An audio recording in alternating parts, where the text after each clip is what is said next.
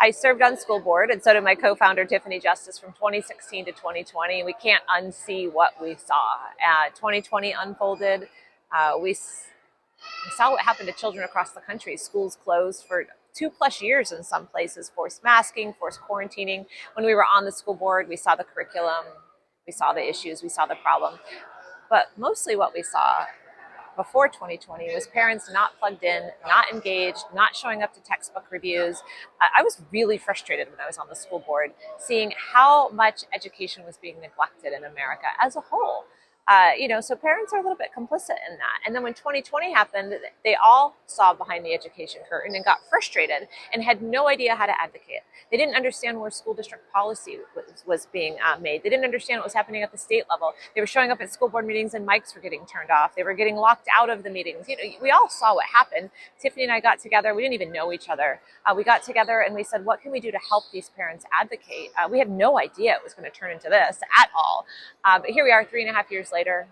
We are in 48 states, 300 chapters, 130,000 moms, 42 bills signed into law in 12 states that our chapters are working on. We have an injunction from a federal court against the Biden administration's Title IX rewrite.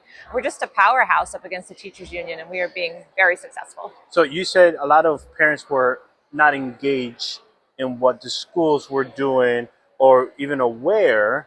Yes. So that was 2020. That was 2016 to 2020. Mm-hmm. But 2020, when everybody went home and was learning from home, parents were like, "Wait, what is my kids doing?" So have you seen a difference from 2020 to 2024? It's only been 4 years. You guys been active for 3.5 years. So have we seen a positive turn?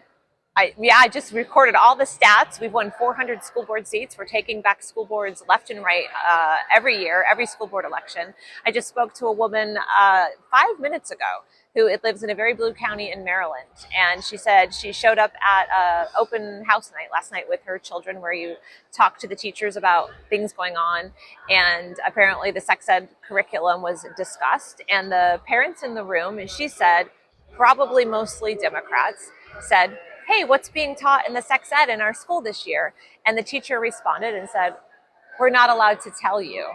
And she said she saw very angry Democrat moms. And I said, of course, very angry Democrat moms. But we were discussing how 10 years ago, no one showed up to these nights and asked those types of questions. And so the impact of Moms for Liberty, I think, is very far-reaching across the board. More people feel empowered to ask these questions, demand answers, and do something about it when they don't like the answers. So what is an effective way for that parent, like right now in Maryland, they're Democrat, they're in the deep blue state, deep blue city. What is the proper way for them to wait? I don't like what I'm seeing. How can they engage properly? That's the beautiful thing about our system of government in America. In other countries, whatever the leader says is the curriculum, like the president or the king or the prime minister or his cabinet, his education cabinet, that trickles all the way down through the whole country, and that's what's taught. In America, we select in our local communities. And it can be different from state to state, community to community. And so all those parents really have to do is get together, because let's be honest, if just one shows up, they'll get ignored. Get together. If there's 10 of you, if there's 20, even better, show up at your school board meeting, demand answers, and don't leave. You come back meeting after meeting after meeting till you get your answers. If you don't like the answers, then you do what you need to do to change it. And that means you start working on electing new school board members. We have this beautiful system and this process that we just have to engage in. So from what I'm looking at the calendar and the schedule, it looks like you guys having like topping each other now with like even more engaged speaker. So tonight it's going to be President Trump. He's going to be speaking.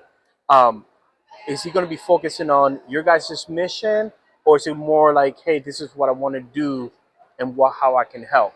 So we're really excited about President Trump being with us tonight because he's not giving a rally speech. He's actually sitting down in a fireside chat with my co-founder, Tiffany Justice, and she has a list of questions that moms want to ask him about education, about parental rights, about our issues, and he's agreed to answer them. So we're really looking forward to it. Then tomorrow, I got to ask this because he's my boss. Glenn is doing the keynote speaking after the gala / award ceremony. Yeah. What is he going to talk about? Your guess is as good as mine. Our theme for the night is such a time as this. Okay. Our moms feel they've been called to this work at this time. And we put Glenn at the end of the program. So I'm imagining Glenn thinks he knows what he's going to talk about, Okay. but he's going to sit there and watch 7 of our moms, most humble women you can imagine, receive these awards. They have no idea they're going to get them. He's going to see them showcased via video, some of the things they've done. He's going to see a lot of tears and a lot of celebration. And my guess is whatever Glenn is planning on talking about, he's going to change by the end of the night. What's next? So you guys had a summit. You had the former president's going to speak tonight. Where's Moms for Liberty going? Moms for Liberty is going to all 3,000 counties in the country. We're in 300 counties right now, so we're only 10% there. We got a long way to go. We are going to every school board in the country. We are taking back school districts one by one, seat by seat. It takes time. Somebody tweeted to me this morning that you only won 60% of your school board races in Florida. I'm like, we won 60% of our school board races in Florida. And it was actually AFT. It was the teachers union, the National Teachers Union, picking on us for not winning enough of the seats. And I think you have hundreds of billions of dollars. You've been doing this for decades. We're 3 years old on a shoestring mom budget. The accomplishments we are making are remarkable, but we do have a long way to go because we are battling the beast of the teachers union. Before we close, how can people get involved and or help Moms for Liberty to get there and beat all those teachers unions? Yeah, sign up to be a member at momsforliberty.org. You can text Liberty to 53445. Either way, we'll get you to a membership. Membership is free. And of course, I would be remiss if I didn't say we are up against hundreds of billions of dollars, and any dollar amount we are most grateful for.